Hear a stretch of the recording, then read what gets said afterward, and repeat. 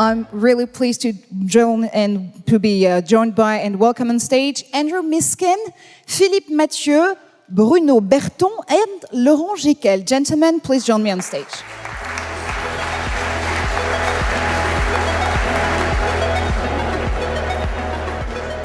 First, I'd like you to introduce yourself and to tell us more about your position on this very crucial question. Andrew, we are going to start with you. You're actually Deputy President of CIMA, and you actually conducted research, global research actually, for Oracle on this very question. Can you please first tell us more about yourself? Alors bonjour à tous, bonjour à toutes. Bien que je suis anglais, je ne parle qu'une seule langue. But I will return to English as we are using English for this section. So I'm Deputy President of CIMA. I was very pleased to hear Mr. Attali talking about the formation permanente of people in enterprises. That's what CIMA does. We have more than 250,000 members and students studying this Chartered Global Management Accountant formation worldwide, and this is about providing organizations with decision-relevant information. And it's that key thing about decision-relevant. And as you say, we've been conducting some research into to what the requirements of CFOs are in the future. I'll talk a little bit more about that. And I'm currently also writing a book on what the future of the CFO is and how all the stuff that we've been talking about this morning is very relevant to that. So thank you. I bet you'll have a lot of answers for us today. So let's then switch to a CFO around this table, and it's you, Laurent Giquel. Of course, I'm about to ask you what's your specific organization position on this question. Yes, I do. Good morning, everyone. I am the CFO for BIC Europe. BIC, you know BIC. I mean, we do manufacture writing instruments, lighter and shavers. We are a French-based company, quoted on the stock market. Yet it's a family company, so it's a very stable, I would say, owners. We will come back to my specific position because I am the CFO, but I am at the same time also the CIO for Europe and AFNI. And that has some quite interesting synergy that I will cover later on. Thank you so much to you. Then let's switch to Bruno. Bruno Berton, actually, you're Managing Director for France and Benelux at Accenture. So what is Accenture's perspective? Thank you. And I'm also running digital strategy for Accenture globally, which is probably sort of quite relevant in that space. And as we discussed with Mark, Accenture as a technology company is also being disrupted by digital. What we're trying to do is to help CEOs, CFOs understand how digital disruption is impacting their business around three main sort of domains, what we call disruptive growth, which is sometimes called negatively Uberization of the economy, but it's what happens to any sector when new entrants and new digital players are coming into play. The second part is what we call digital enterprise, and both Oracle and Accenture are key players in that space. How you digitize the processes of an organization, how you leverage the technology to make an enterprise more efficient and different. And the last part, which is probably the most, the sexiest, I would say, for the conversation today, is what we call digital anatomy. What does it take to be a digital organization? When you're born digital, like the Uber and others, it's quite natural. For my kids, they are digital natives. It is very natural. For large corporations, it's much more complicated. How do you develop that anatomy? How do you find the right skills? How do you create a culture that is actually open to the digitization of the environment? Thank you very much. And last but not least, of course, Philippe Mathieu, you are SVP Strategy and Operations for EMEA and APAC at Oracle. APAC, yeah. APAC.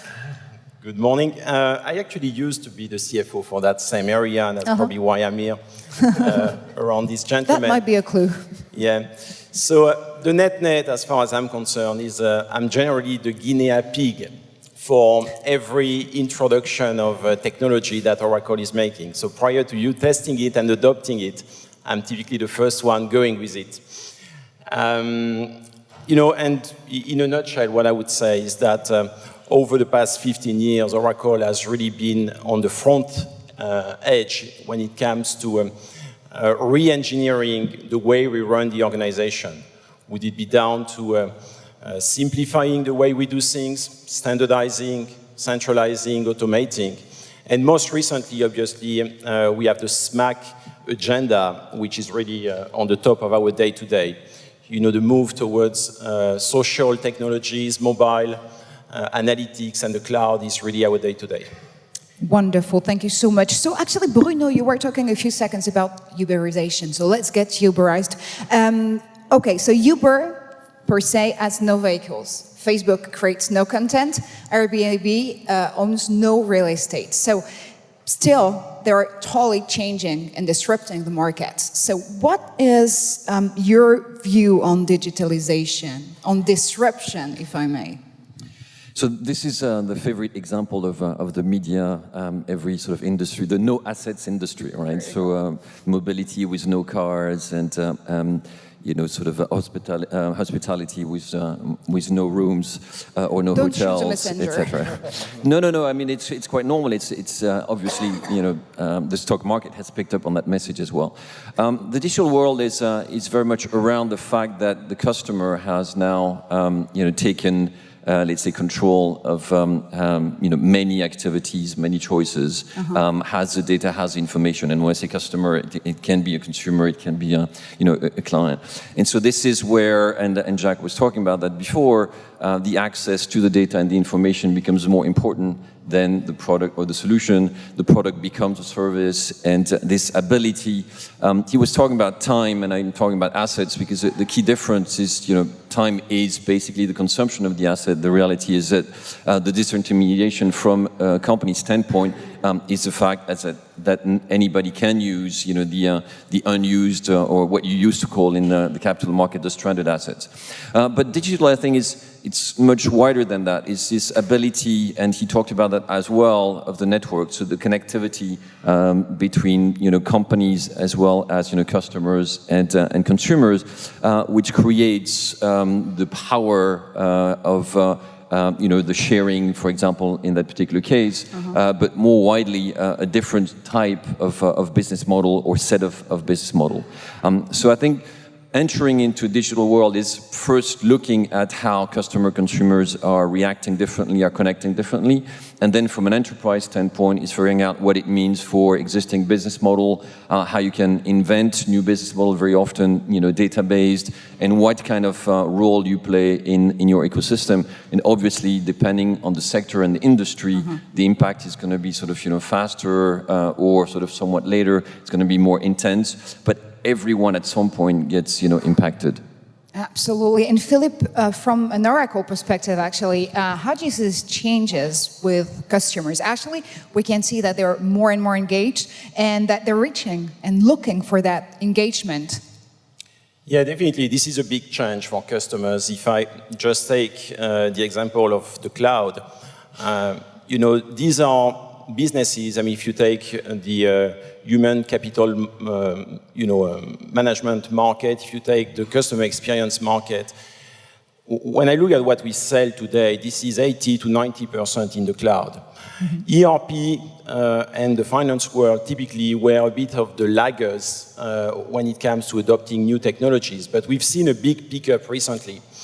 If I just contemplate the current situation, I would say that we have roughly 50 to 60% of our customers that have a cloud strategy and that have already embarked in that, on that journey.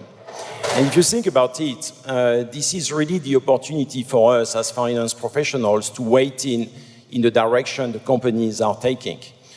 We are at the center of the evolution of the organizations when it comes to turning our organization in something more agile to embrace the future. If you take about the sales force, I mean, people are typically spending their lives in their cars, in airports and others. The ability we give to people to, whatever that is, you know, run a forecast call from an airport, being connected to a dashboard, the ability to approve travel requests, purchase orders and others remotely is actually something that people value a lot. And We are enablers of all this process automation, and as such, I trust we have a fundamental role to play there. Laurent, do you see, I mean, is your point of view the same? Because actually you're coming from the pen industry, so I'm just thinking about having a pen is technological, or how do you digitalize a pen? I am quite divided on the issue because the CIO part of my role tells me that we have a cloud strategy, but my CFO part tells me, cloud? No, I don't need cloud. I mean, the only thing I know for sure, my ERP is on premise, it works fine. So my CIO part has also to probably advise my CFO part that things are moving fast. The only thing I know as a CFO is that digital is going to transform the business model of my company. As a matter of fact, this is coming, this is already happening. This is going to disrupt our business model. This is going to disrupt the way we look at building our brand, because we do advertise through different channels, the way we do promotions, the way we reach out to customers, and all of these things, obviously, it's money and resources that we allocate towards the new digital economy, or the way we speak to the digital economy. So for me as a CFO, I'm looking at shifts in the way money is being spent. And at the same time, I'm not sure I fully understand what's going on here. So it's really things that on which we need to progress. The other point I want to make regarding that matter is, in a very classical way, and you might agree with me, I hope, CFOs used to manage and analyze data coming from their ERP. And that was about it. So you were analyzing, comparing budgets versus prior year actuals, so on and so forth. But what's coming also, according to me, is all those data, is huge amount of data coming from the outside, less structured, that also convey values. And as CFOs, we have also a big challenge to incorporate those data and look at those data and analyze those data. So I think that's a very important point as well. Bruno, do you want to add a word on data? The point about the impact of social media. Sure. I mean, you were mentioning what Jacques was saying about a specific company being in trouble. If you look at what's happening now through social media from a reputation standpoint, that particular case is quite dramatic, and I'm not going to comment on his prognostic on the future of that company, but what all companies are trying to do, talking about the positioning of the brand, is understand what's actually happening with all the digital natives around social media. And you see that a lot more of the activity related to the reputation or the values of a brand are now taking place in that kind of an environment. And so any company, no matter which sector, has that kind of responsibility to understand what's going on and how to manage, to some extent, the brand, the reputation through multiple channels that are much more varied than before. Absolutely. So, Andrew, if you may, again, come back to the research you actually conducted. Let's go in depth into the finance function and what is really changing in terms of digitalization and new opportunities when it comes to business. What does it mean for the finance function first? I think the really interesting thing for the finance function is that in some ways nothing is new. If we'd been sitting here 20 years ago, we'd have been talking about non-financial measures, we'd have been talking about the balanced scorecard and the need to understand what else is going on in the organization. But I think for the first time, the digital revolution is making this possible. So we used to talk about customer measures, but we didn't really have any ways of measuring what customers did. Now we can look at what they do online, we can look at what people are saying on Twitter, we can see how often they visit our websites, we can see what they do when they visit our websites. So suddenly there's a whole lot of information there.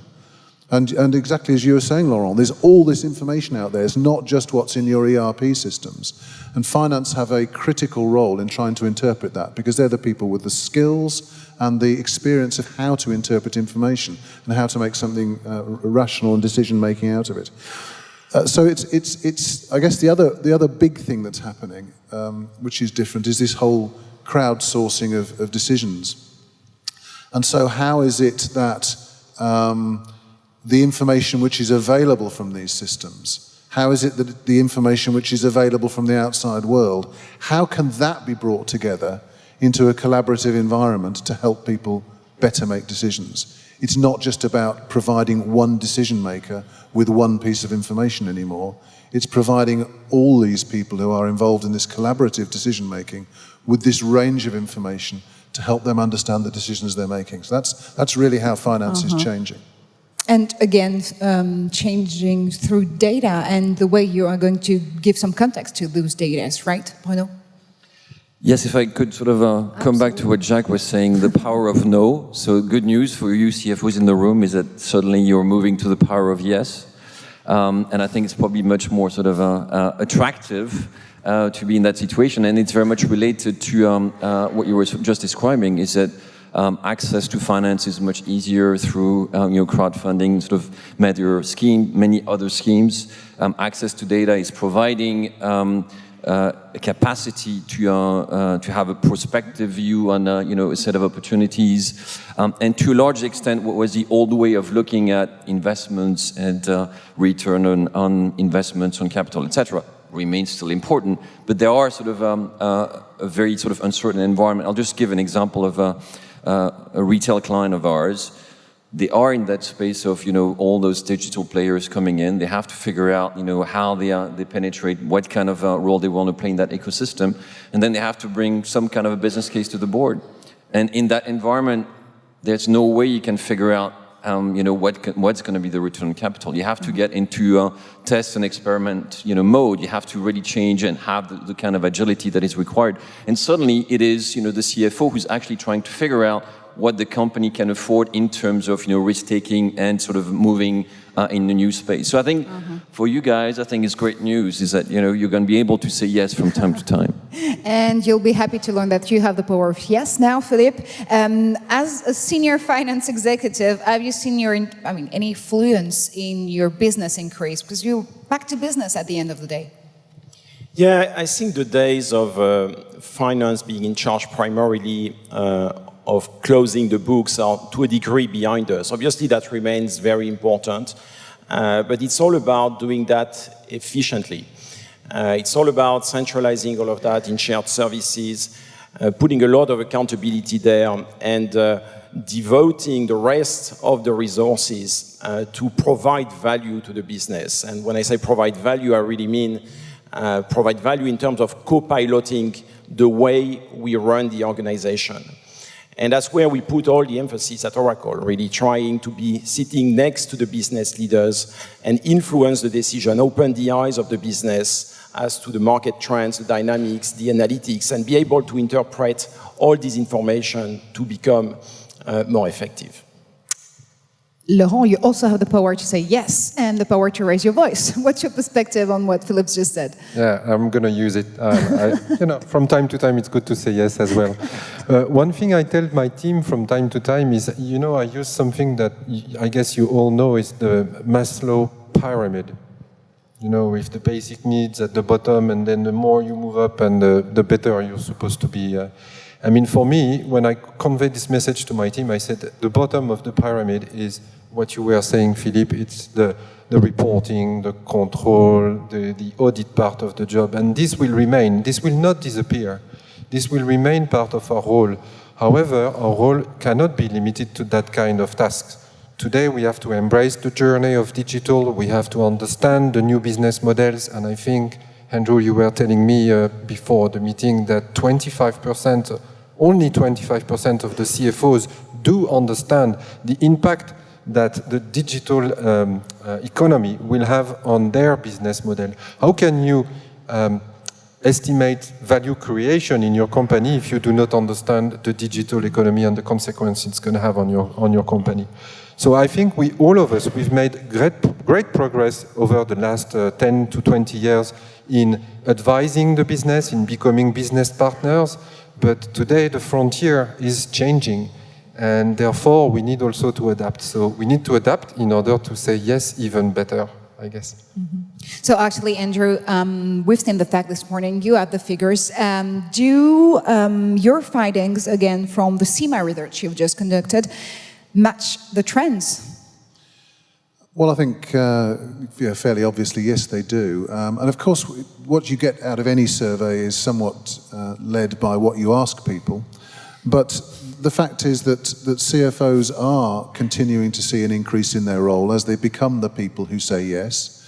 And COOs, interestingly, their role is declining as more and more of their operational processes that they're in charge of become more and more automated and more outsourced. The CFO, exactly as you said, Laurent, continues to be the guardian of that base stuff, of closing the books, of the financial measures like return on capital employed and so forth. Those are there and those will always continue to be there.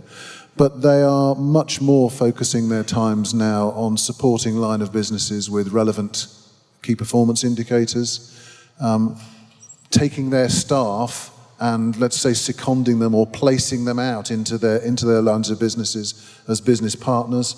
And interestingly, an area that finance has very often not been very heavily involved in sales and marketing. Sales and marketing, for some reason, has always kind of been a little bit of a law unto itself in many organizations. The CFOs are becoming much more involved in sales and marketing as I was saying before, for the first time, really, there is genuine hard data about customer behavior, about customer loyalty, about customers' adherence to whatever it is that the organization is doing. Exactly as you were saying, Laurent, though 25% only are saying they're really confident about the business model and their control of it and what's happening with it in the digital age, and even fewer, only 15%, feel that they are in charge of the digital transformation of their organizations. And the question you have to ask is, if the CFO isn't in charge of that, who is? Because as we were hearing earlier on this morning, the CEO is so busy with keeping the organization running now. The CEO is rarely going to be in charge of that digital transformation. And certainly our point of view would be that the CFO is going to have to be pivotal in that, and is going to have to raise their game if only 15% are really involved in that, because it's down to CFOs really to drive that as things move forward. Bruno, quick reaction. Yeah, I think Andrew is describing what we call the role of a value architect of the CFO, and some of that is, of course, part of through automation of our processes and efficiency, maintaining a certain level of control, but a lot of that is also looking at new opportunities. And I just wanted to rebound on the role of the CFO and all the other C-levels around digital transformations. I think it's an interesting sort of combination. I said in the introduction, one part is what we call disruptive growth, and for me that's a responsibility of the CEO/CSO, which is understanding where to grow, where competition is coming from. The second domain is digital enterprise, and for me that's where the CFO is in charge with the CIO, depending on the region. It's going to be a duo or the same sort of leadership, but it's really bringing digital as a way to make the enterprise more effective, more efficient, leveraging all the digital tools and being sort of agile in that space. Mm-hmm. And then digital anatomy can be sort of spread around. It can be the HR team. It can be a CDO when he or she sort of exists in that organization, and that's how you create a real sort of digital team that can move the entire organization in the new space. And the last point, which is sort of quite positive about the CFOs, is that most CEOs don't think they are ready for digital transformation either, right? So it's not function specific. Actually, let's follow up on this one with you, Bruno and Laurent, because on a very day-to-day basis, actually, would you say that now, as a C-level finance role, are the IT and operators directly reporting to you? How do you see this function beginning to be more and more integrated, or double-duty function, IT and finance? I think it's a very interesting question, because we took the decision 5 years ago when I joined BIC to actually put the CIO function under my responsibility. I'm a guy from finance, but I did a couple of German software implementation in the past. Now I'm doing Oracle software implementation, so I'm much more happy. It's just for the fun. But anyway, no, I think having both really creates synergies, because on one side, things are moving much faster.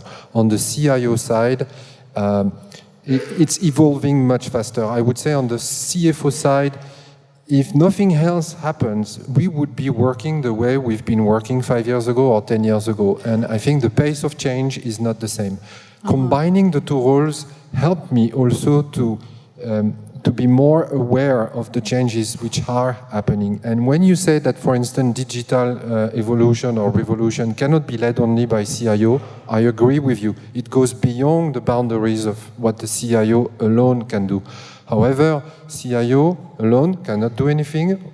CMO, marketing officer, cannot do anything. Here, it's more network.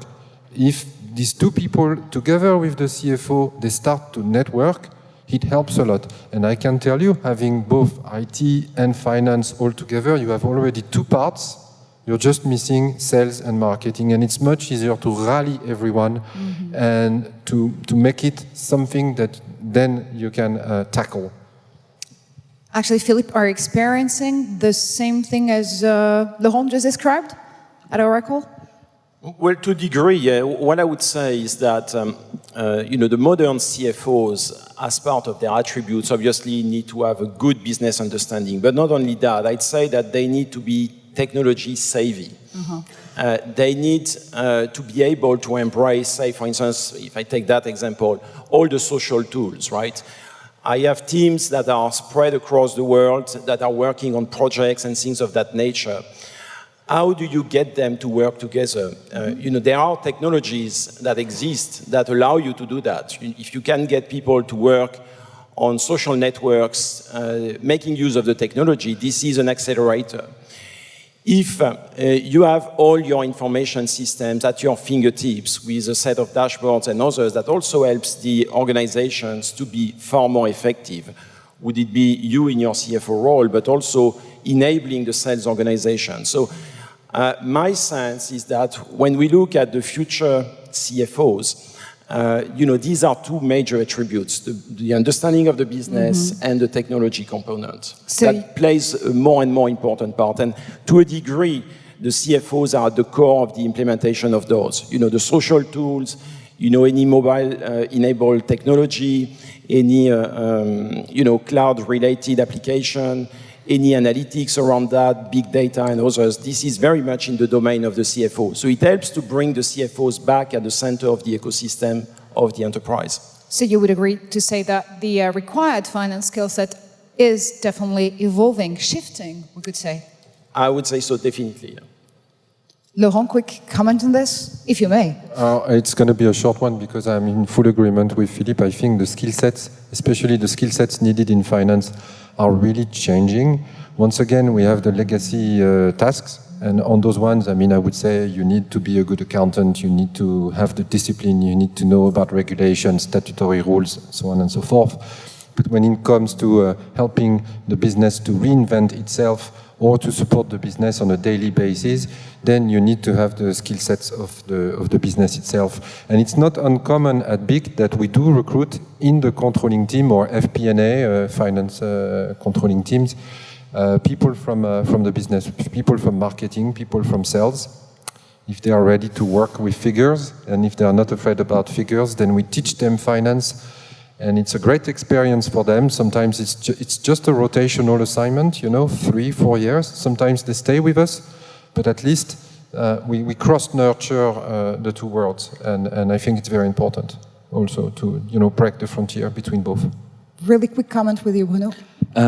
Sure, just adding clearly technology being a key set of skills for CFOs is very important. The organization model, they vary sort of, in Anglo-Saxon environment, you tend to have a split of the function CFO, CIO. It's more common in France to have them together. I think it's more the way sort of a management team operates. There's two or three interesting sort of moments. The CFO are in charge of the reputation in the stock market. So they still have, the particular responsibility. And one of the comments that was made to Jacques is, okay, how do you deal with this orientation to the future when the market are asking sort of short-term results?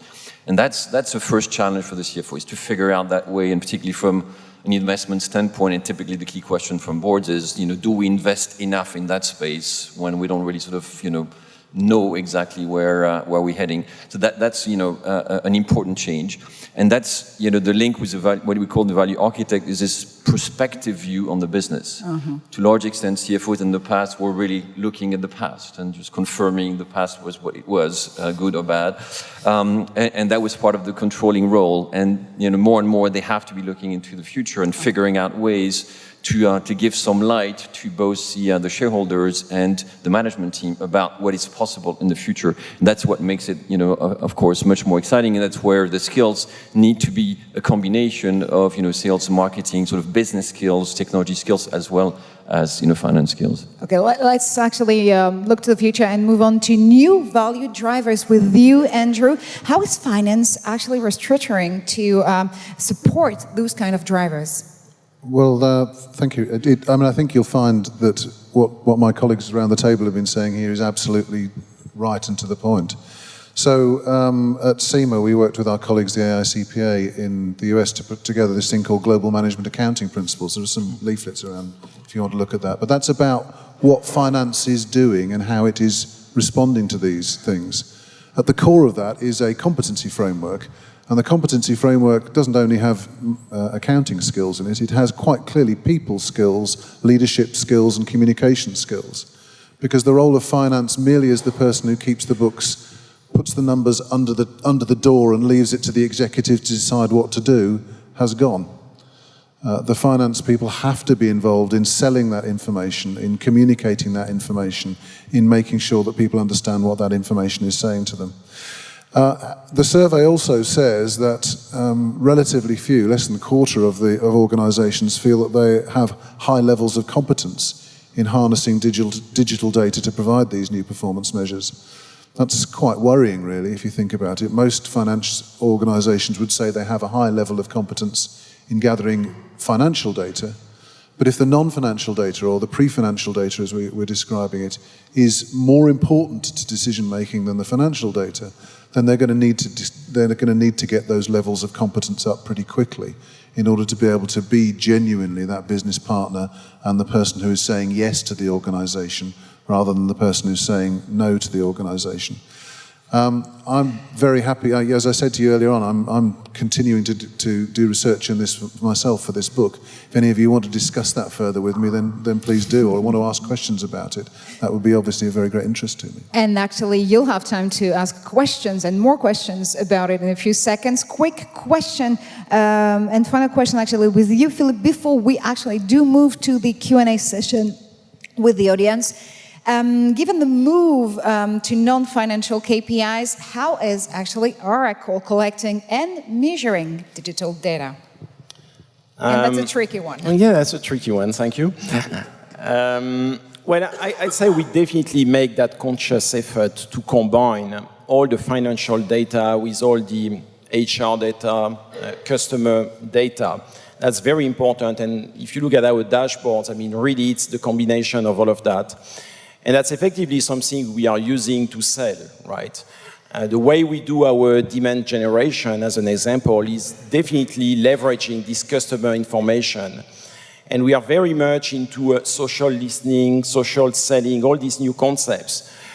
Things such as share of voice, for instance, is something we measure quite in depth. So a lot of what we do is very much in terms of understanding customer behaviors, because as we all know, in the modern world, and particularly for customers that want to acquire our solutions, 80% of the due diligence is actually done before they even contact us or before we contact them, right? So a lot of the sales cycle is really down to what customers are finding on blogs, on articles from influencers and others, and that's something we are very close to and that we take into account in the way we operate. Laurent, any comment to add? I have to admit that I don't really know about non-financial KPIs. Yes, we mingle logistic KPIs, customer service KPIs, but those are very traditional kind of KPIs stemming from other departments that we do consolidate with our own financial KPIs. But when we talk about the new world KPIs, the digital world KPIs, I don't think, at least at BIC, that we are ready yet to capture and to understand how those KPIs, what those KPIs are. So I'm here also to give my testimonial. So I'm not yet to the right level regarding those KPIs. I mean, how do you measure a brand on internet? How do you measure a promotion on internet? How do you make an ROI on those kind of things? I'm sure even my marketing colleagues do not know yet because it's not totally mature. You know, in the past they were saying to me, oh, we got 60 million clicks on YouTube. I say, big deal. I mean, how did it transform into value creation and purchase intent? They couldn't tell me. And it's not their fault. I think it's just that it's the revolution of digital. And I have to say that I have to make progress as well, my department as well, and my company has to make progress. We are a brick and mortar company, and we need to adapt. So the adventure is ahead of us. Thank you. Quick correction with Andrew, actually, and then we'll move on to Q&As. Laurent, just to say, you're not alone. Our survey says that you are in the majority of the CFOs in this world, not the minority. Thank you, Andrew. I see, and that's just sort of commenting it. It's not about tools because, as you said, the tools are not there, right? So it's a lot about experimentation, trying to understand what are the leading indicators that make sense from a marketing standpoint, from an ethical or reputation standpoint, from an environmental standpoint, because in that space, non-financial indicators have also a very important role to play. And that's where it's quite interesting is how you set up, some specific sort of exercise or experimentation to really understand how social media has an impact. Because as you say, you can have lots of data saying that you're having fantastic clicks or lots of Twitters. Is that going to have any impact on your business? Maybe no, in which case, who cares? But maybe it does, and that's where it's quite interesting to understand and look into that. And that's a bit more sort of experimentation at this stage, but that's what makes it quite exciting. And maybe technology can help, Happy to help. Do you have any questions for our panelists this morning? If you do have one, just raise your hand and our hostess actually will provide you with a microphone. We do have a question from Laurent de Chaux, and you'll have a mic so that we can hear you loud and clear. Laurent, does that mean that you are now recruiting people? You mentioned the evolution of people in your team. Does that mean that you are recruiting millennium guys, new mindset, younger guys, different thinking? Are you changing?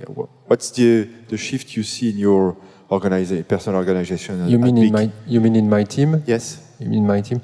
Yeah, obviously they look younger and younger as the year goes by and I recruit them. That's a big issue. That's a big change. And the biggest issue is that I think I do not, I do not link as I used to with those young people that I recruit. So I have to be very careful because they do not think the same way as we are. I like your CEO when he said, I'm from a generation, paper-based generation, where the workflow were very paper-based. Somehow this is also ringing a bell to me. And the fact that these new people are more working less in hierarchy, more in network, more digital, less paper-based, more in projects. All these things, it's very important for us, also leaders, that we take that into account because otherwise we will never recruit talents, for sure. So I don't know if it answers your questions, but yeah, I'm very worried about that. If you may, gentlemen, just for a final word with you on this very topic, could you just give me in one word or one tweet, let's say, your main driver, actually, when it comes to digital transformation? What should we bear in mind, Bruno, when it comes to CFO and digital transformation? One word. I think and you can use a mic. Thank you so much.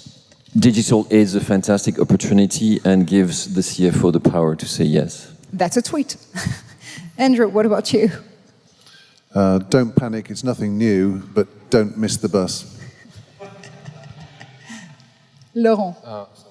No, there you go.